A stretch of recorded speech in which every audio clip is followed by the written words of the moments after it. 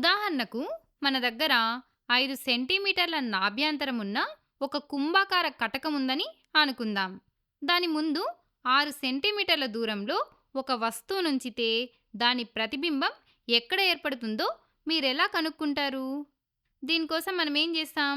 కిరణ చిత్రాలను గీసి స్కేల్తో కొలతలు తీసుకుంటాం. అంటే మనం సాధారణంగా ఈ కొలతలతో ఉన్న కటక చిత్రాన్ని స్కేల్తో కాగితం మీద గీసి ఆ తర్వాత వస్తువు పైభాగం నుండి కొన్ని కాంతి కిరణాలను గీసి అవి ఎక్కడ కలుసుకుంటాయో అక్కడ ప్రతిబింబం ఏర్పడుతుందని తెలుసుకుంటాం. అలాగే ప్రతిబింబ దూరాన్ని మనం కొలవాలంటే స్కేల్ తీసుకొని కొలుస్తాం. కానీ ప్రతిసారి ఇలా మనం గీసుకొని కొలవడం చాలా కష్టం, అలాగే చాలా టైం కూడా వేస్ట్ అవుతుంది. అందుకే మనం ఇప్పుడు ఈ కిరణ చిత్రాన్ని మనం గీయకుండానే కేవలం ఒక ఫార్ములాను ఉపయోగించి ప్రతిబింబం ఎక్కడ ఏర్పడుతుందో చాలా సింపుల్గా ఈ వీడియోలో తెలుసుకుందాం. ఆ సింపుల్ ఫార్ములా ఏంటంటే లెన్స్ ఫార్ములా, కటక సూత్రం 1/f = 1/v - 1/u. ఇక్కడ f అంటే నాభ్యంతరం, v అంటే ప్రతిబింబ దూరం, అలాగే u అంటే వస్తు దూరం. అయితే ఇక్కడ మనం గుర్తుంచుకోవాల్సిన ఒక ముఖ్యమైన విషయం ఉంది. ఈ దూరాలన్నింటినీ ఎప్పుడూ కూడా మనం కటకం యొక్క దృక్కేంద్రం నుండి మాత్రమే కొలవాలి. ఫస్ట్ టైం మీరు ఈ ఫార్ములాను చూసినప్పుడు ఇది అచ్చం దర్పణ సూత్రంలాగే ఉంది అని అనిపించవచ్చు. కాకపోతే ఇక్కడ దర్పణ సూత్రానికి దీనికి చిన్న తేడా ఉంది. అదేంటంటే కటక సూత్రంలో ప్లస్కి బదులు మైనస్ వస్తుంది.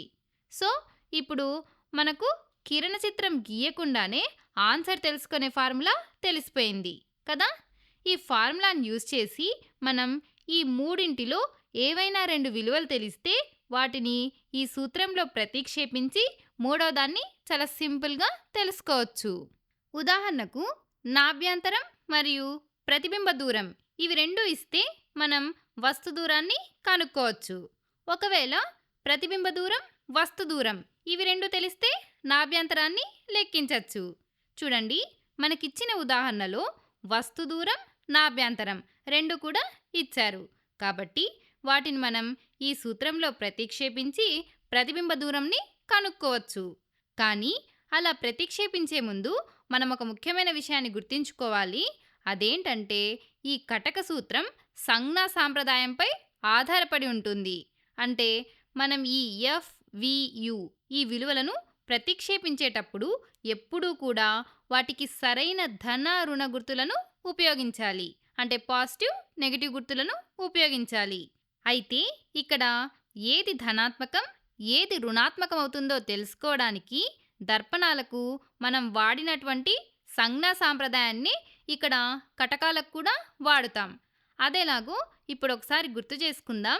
దర్పణాల విషయంలో మనం దర్పణ ధ్రువాన్ని మూల బిందువుగా తీసుకుంటాం.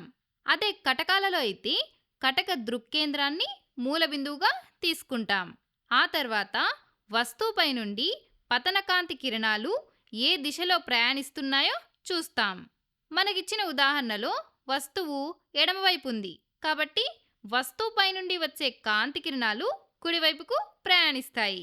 కనుక మూల బిందువుకు కుడివైపున ఉన్న దూరాలన్నీ ధనాత్మకం అంటే ప్లస్, ఎడమవైపున ఉన్న దూరాలన్నీ రుణాత్మకం అంటే మైనస్.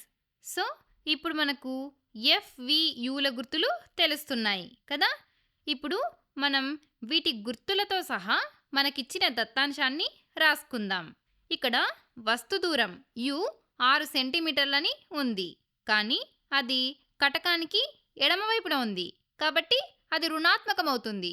సో యు = -6 సెంటీమీటర్లు. తర్వాత మనకు తెలిసిన ఇంకో విలువ నాభ్యంతరం. అయితే కటకాలకు రెండు వైపులా నాభి ఉంటుంది. ఒకటి ధనాత్మక వైపు, మరొకటి రుణాత్మక వైపు. ఇందులో మనం దేన్ని ఎంచుకోవాలి? అయితే ఇక్కడే మనకు కిరణ చిత్రాల భావన యూజ్ అవుతుంది. ఒకసారి ప్రధాన అక్షానికి సమాంతరంగా వచ్చే ఒక కాంతి కిరణాన్ని ఊహించుకోండి. ఆ కాంతి కిరణం వక్రీభవనం చెందిన తర్వాత ఈ నాభి గుండా వెళ్తుందా లేక ఈ నాభి గుండా వెళ్తుందా? ఇక్కడున్నది కుంభాకార కటకం అంటే ఇది కేంద్రీకరణ కటకం. కాబట్టి కాంతి కిరణాలన్నీ ఈ కటకం గుండా ప్రయాణించి కుడివైపున ఉన్న నాభి వద్ద కేంద్రీకృతమవుతాయి. కాబట్టి మనం ఈ నాభినే పరిగణలోకి తీసుకోవాలి. ఈ నాభి ధనాత్మక వైపున ఉంది కాబట్టి నాభ్యంతరాన్ని మనం ధనాత్మకంగా తీసుకుంటాం, అంటే పాజిటివ్గా తీసుకుంటాం. So F equal to plus 5 సెంటీమీటర్లు. ఒకవేళ ఉదాహరణకు ఇది పుటాకార కటకం లాంటి వికేంద్రీకరణ కటకమై ఉంటే అప్పుడు కాంతి కిరణం వికేంద్రీకరించబడి ఎడమవైపున్న నాభి నుండి వస్తున్నట్లుగా కనిపించేది. అప్పుడు మనం రుణాత్మక నాభ్యంతరాన్ని తీసుకోవాల్సి వచ్చేది. అంటే వికేంద్రీకరణ కటకాలకు నాభ్యంతరం రుణాత్మకంగా ఉంటుంది, అంటే నెగిటివ్గా ఉంటుంది. అయితే దీన్ని మీరు బట్టి పట్టాల్సిన అవసరం లేదు. కిరణ చిత్రాలు ఎలా పనిచేస్తాయో ఊహించుకుంటే ఏ కటకానికి ఏ సంజ్ఞ వాడాలో చాలా సింపుల్గా తెలుస్తుంది. సరే, ఇప్పుడు మనం ప్రతిబింబ దూరాన్ని కనుక్కోవాలి. దీనికోసం మనం ఈ ఎఫ్ యు ఈ రెండు విలువలను కటక సూత్రంలో ప్రతిక్షేపిద్దాం. అప్పుడు సమీకరణం 1/5 ఈక్వల్ టు 1/v మైనస్ 1/-6 అవుతుంది. సో మనం ఇక్కడ విలువలన్నిటినీ ప్రతిక్షేపించాం. ఇక్కడ మైనస్ మైనస్ ప్లస్ అవుతుంది. So 1/5 equal to 1/v plus 1/6. ఇప్పుడు ఈ 1/6ని మనం ఎడమ వైపున పంపిస్తే 1/5 మైనస్ 1/6 ఈక్వల్ టు 1/v. ఇప్పుడు మనం 5కి 6కి ఎల్సిఎం చేస్తే 30 వస్తుంది. సో 1/v ఈక్వల్ టు ఇక్కడ 6 మైనస్ 5/30 దట్ ఈక్వల్ టు 1/30. ఇప్పుడు v ఈక్వల్ టు 30 వస్తుంది. ఇక్కడ విలువలన్నీ కూడా సెంటీమీటర్లలో ఉన్నాయి కాబట్టి చివరగా వచ్చే v విలువ కూడా సెంటీమీటర్లలోనే ఉంటుంది. So v equal to 30 centimetres.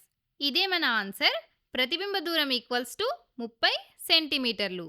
అంటే ప్రతిబింబం దృక్కేంద్రం నుండి 30 సెంటీమీటర్ల దూరంలో ఏర్పడుతుందన్నమాట. అయితే అది కటకానికి ఏ వైపున ఏర్పడుతుంది? ఎడమవైపున లేక కుడివైపా? దీనికోసం మనం ప్రతిబింబ దూరానికి వచ్చినటువంటి గుర్తును చూడాలి. ఇక్కడ 30 సెంటీమీటర్ల ముందు ఏ గుర్తు లేదు, అంటే ఇది ధనాత్మకం. దీని అర్థం ప్రతిబింబం కుడివైపున ఏర్పడింది.